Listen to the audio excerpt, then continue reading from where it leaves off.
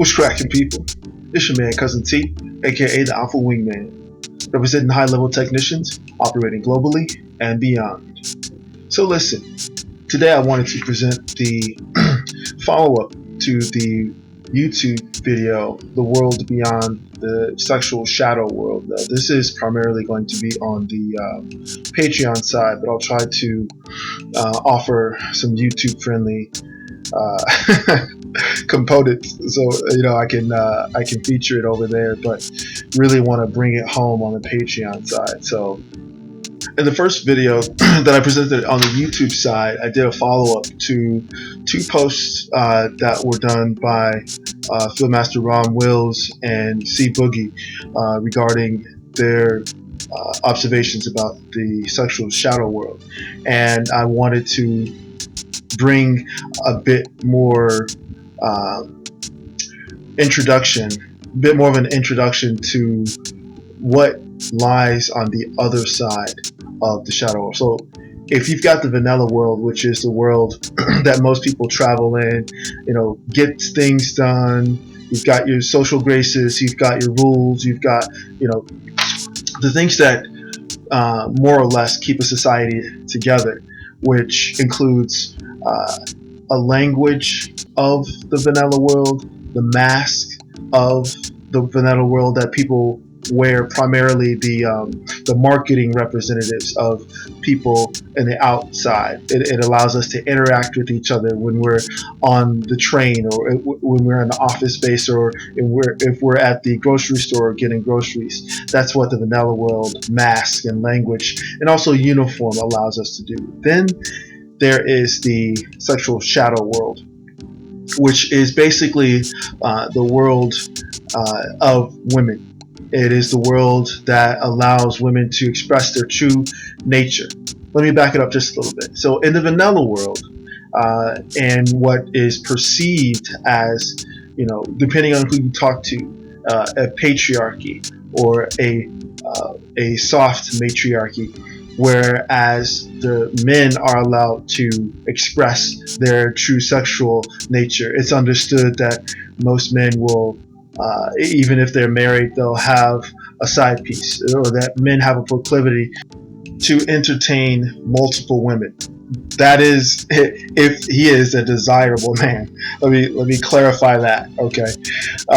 But in any case, the sexual shadow world is the world in which women are allowed to express their true nature, which isn't too far off from the true nature of men. It's just that in order for the society to function as it currently functions, female nature has to be suppressed, or it has to be transmuted in a way that energy and that true nature is hidden from the vanilla world. We'll get more into that in just a little bit.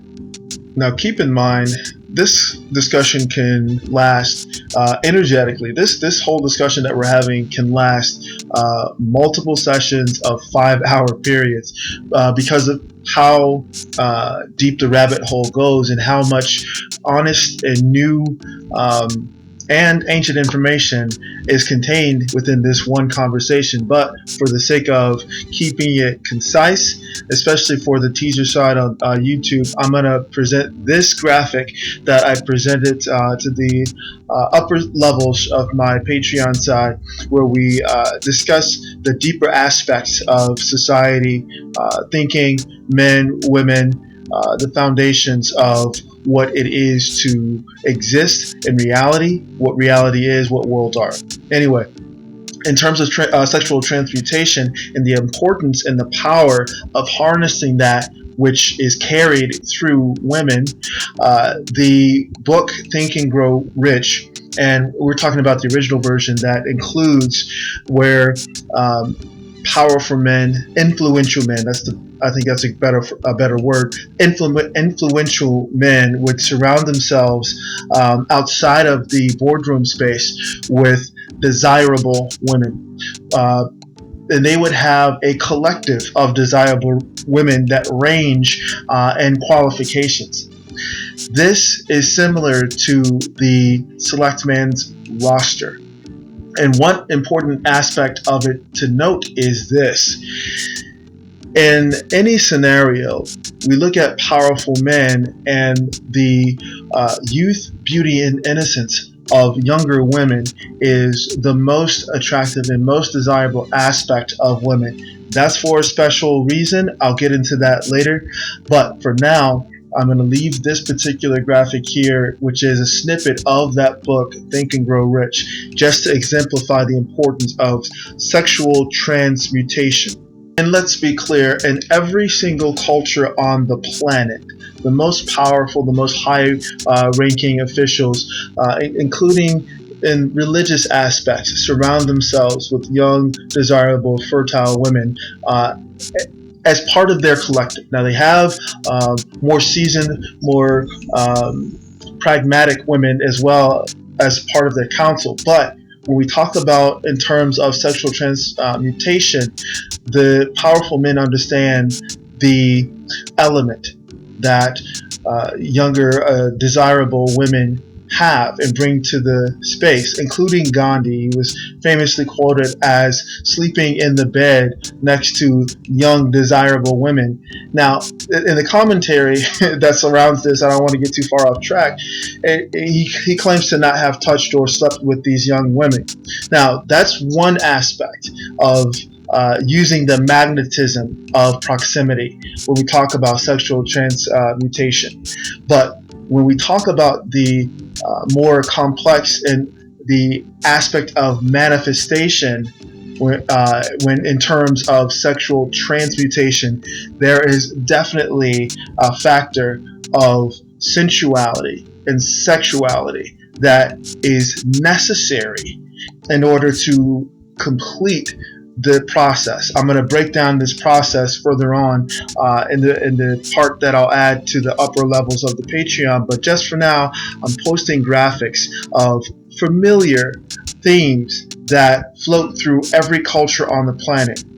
And that's the theme of the gods. You've got your Greek gods that a lot of European men aspire to.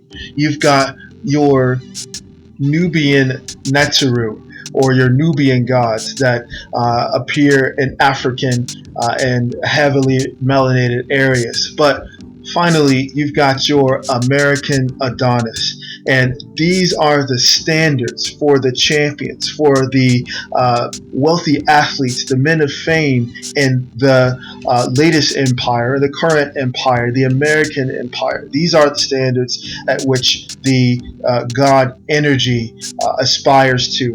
And this is what is pointed to by those who aspire to motivate and move themselves through this third dimensional space as a god. And let me just ask you this one question before we get into the deeper stuff.